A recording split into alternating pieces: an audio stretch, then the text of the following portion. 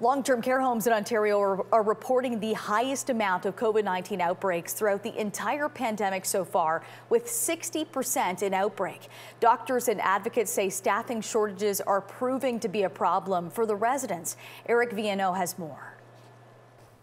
358 long-term care homes in Ontario are in outbreak. That's 57.2% of all homes in this province.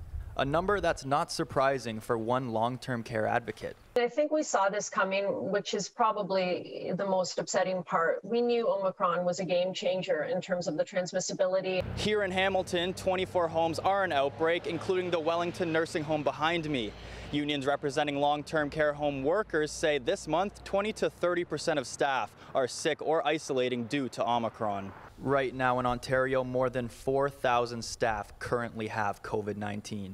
I hear it from the frontline workers as well. Their hearts are just broken. I mean, the sense of helplessness is just overwhelming. Helplessness, hopelessness. I mean, they've given up hope, 2 years ago for the government to be able to do the right thing and deal with this crisis. Meanwhile, the director of geriatrics at Sinai Health tells us the residents within the nursing homes are suffering as a result.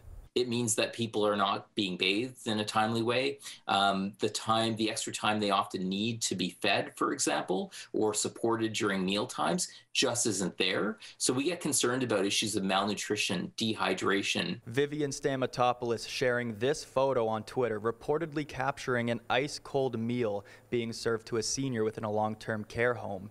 She says isolation is also a major problem for residents. We're seeing residents that have been confined for, a month plus, because every time that there is a case, even if it's, a couple of staff cases and they're isolating at home, and you can imagine the toll it would take on you to be just bedridden for days, weeks, up to a month and plus at a time. The union representing PSWs and the Green Party leader are pointing the finger at the Ford government.